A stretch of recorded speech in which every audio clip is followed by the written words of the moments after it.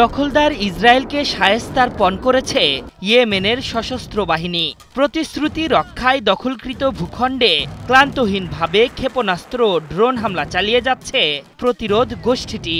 এবার দখলকৃত অঞ্চলকে লক্ষ্যবস্তু বানিয়ে ভয়াবহ ৩টি হামলা চালিয়েছে ইয়েমেন, যার লক্ষ্যবস্তুতে ছিল গুরুত্বপূর্ণ সামরিক ঘাঁটি এবং বাণিজ্যিক বন্দর।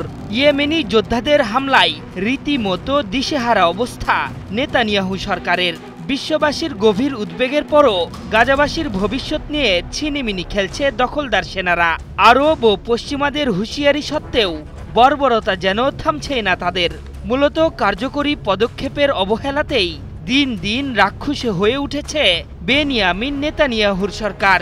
সবাই যখন সিদ্ধান্ত নিতে দ্বিধায় ভুগছে, তখন দখলদার সরকারকে সবক শেখাচ্ছে ফিলিস্তিনের মুসলিম বন্ধু ইয়েমেন। ইয়েমেনি সশস্ত্র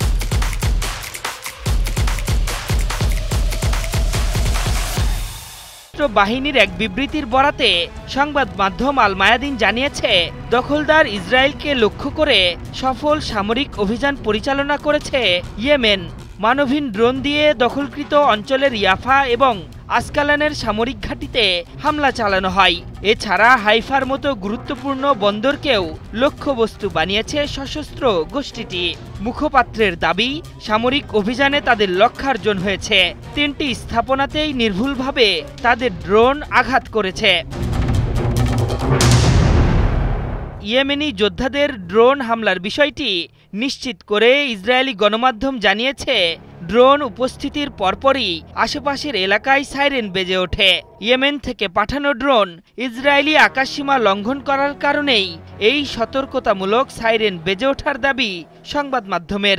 যদিও ইয়েমেনি হামলার বিষয়ে এখনও আনুষ্ঠানিক কোনো বিবৃতি দেয়নি ইসরায়েলি বাহিনী।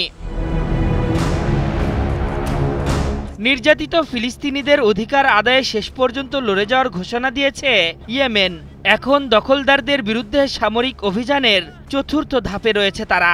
তারই ধারাবাহিকতায় গত ১ মাসে অধিকৃত অঞ্চলের দিকে ডজনেরও বেশি ব্যালিস্টিক ক্ষেপণাস্ত্র ও ড্রোন নিক্ষেপ করেছে সশস্ত্র বাহিনীটি।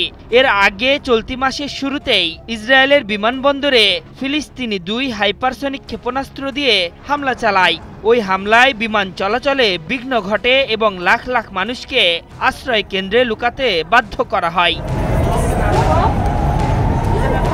গাজায় আগ্রাসন বন্ধ এবং সম্পূর্ণভাবে অবরোধ প্রত্যাহার না হওয়া পর্যন্ত দখলদার সরকারের বিরুদ্ধে অভিযান চালিয়ে যাওয়ার ঘোষণা দিয়েছে ইয়েমেন। দীর্ঘ ২২ মাস ধরে চলা ইসরায়েলি আগ্রাসনের বিরুদ্ধে শুরু থেকেই গাজাবাসীর প্রতি সংহতি জানিয়ে প্রত্যাঘাত করে যাচ্ছে ইয়েমেনের প্রতিরোধ যোদ্ধারা। আশরাফুল ইসলাম, ৭১।